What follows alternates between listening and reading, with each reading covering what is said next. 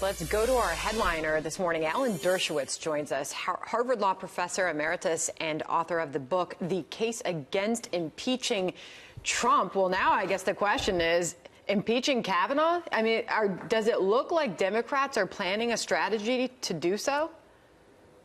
That would be absolutely foolish, inconsistent, and hypocritical. Those who believe that Bill Clinton should never have been impeached for allegedly lying about his sex life are now going to lead the campaign to impeach Kavanaugh for allegedly lying about his sexual and drinking activities back when he was a 17-year-old.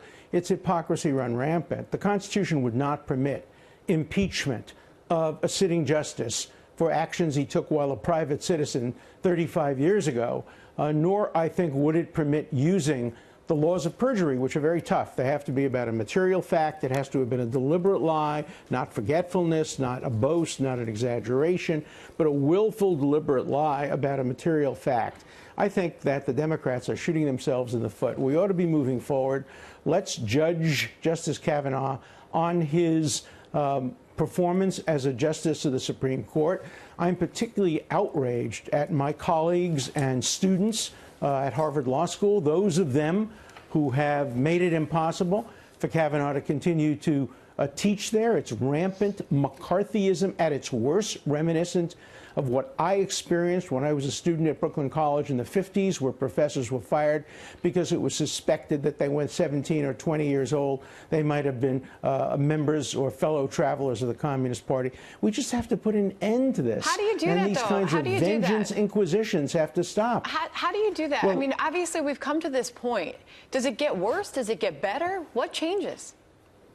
I think the leadership of the Democratic Party has to take control over their rogue members and has to be able to tell individuals like Maxine Waters, who says she wants to impeach virtually everybody for everything, including Mike Pence, that's not what the Democratic Party is all about. The Democratic Party has to become more mainstream. It has to look to the future. Look, the Democrats lost this election. The president was going to appoint a conservative. If it wasn't Kavanaugh, it would have been some other conservative, maybe somebody even to the right of Kavanaugh. And the idea of searching for reasons not to confirm and violating all kinds of due process. And now comes the ACLU, which puts money before principle.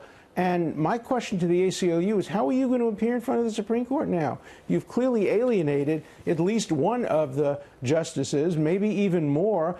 I think the ACLU has lost its credibility as a litigation arm of the progressive cause, and they may have to recuse themselves when they come in front of the Supreme Court. This has become a total mess, and we have to begin to move forward and not take revenge for past losses. You have written a fascinating op-ed on FoxNews.com, and I would urge our viewers to read it. You say you're a liberal Democrat. You'd like to see Democrats take back control of the House. If that happens, that's right, Gerald Nadler becomes chairman of the House Judiciary Committee, where articles of impeachment would originate. Listen to what he says.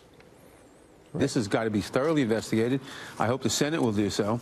If he is on the Supreme Court and the Senate hasn't investigated, then the House will have to.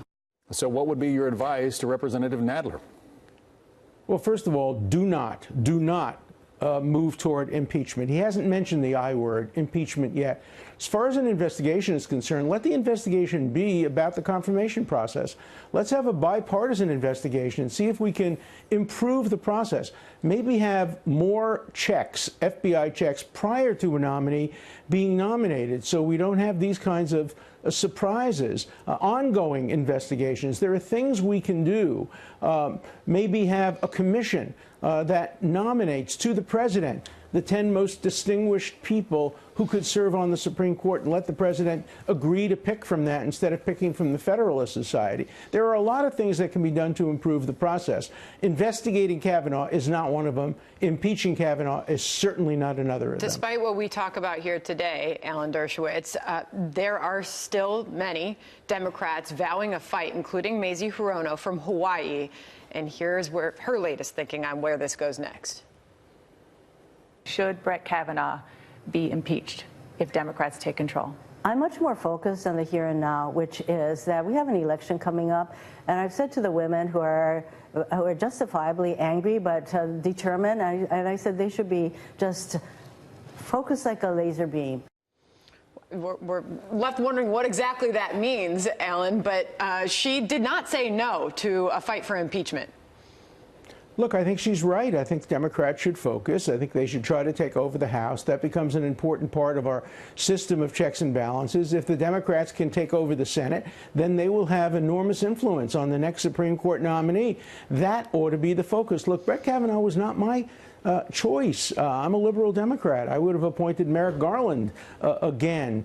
But the Democrats have to be wise and sensible and just and moral and not violate due process and civil liberties in an interest of wreaking revenge on a loss that was in large part self-inflicted by extremists within the party. I want to read part of that Fox op-ed that you wrote. You say, Democrats may try to move it forward by alleging that the grounds for impeachment include perjury committed by nominee Kavanaugh. But that would, in his testimony at the Senate Judiciary Committee confirmation hearing, but that would be a ploy somewhat akin to the phony perjury grounds used to impeach President Clinton. You think there are comparisons? Right. Yeah. Oh, I think there are comparisons, and the irony is that the very same people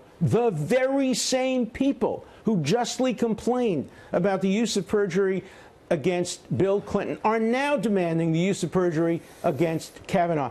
Do they have no shame? Do they have no memory? Do they have no concern about being called hypocrites? Is it really the case that if the shoe is on the other foot, the principle goes out the window? Shame on Democrats who would apply the same principles that they opposed when Bill Clinton was impeached to impeach a sitting justice of the Supreme Court. Shame on them. Professor, I think it was Mazie Hirono, who we heard from just a second ago, who also said that now looking forward, Brett Kavanaugh's time spent on the Supreme Court will be tainted, was a word she used. She said there will always be an asterisk next to his name. What do you expect, finally, if you could, Brett Kavanaugh's time on the Supreme Court to look like, considering this intense fight he went through for confirmation? He will be like other justices, a conservative. He will move the court slightly to the right.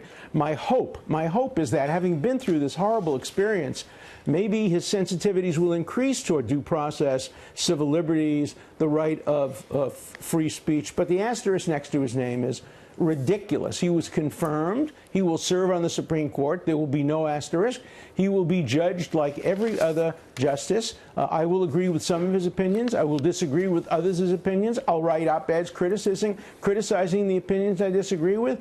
That's the way our system of checks and balances should operate. I know that you also said in that op-ed, an investigation into 36-year-old charges against a sitting justice would be an abuse of the powers of Congress. Incredibly strong points you make. Such an investigation, you write, would simply be partisan payback for Kavanaugh's confirmation. Professor Alan Dershowitz, thank you. Good to start off the week with you. Thank you.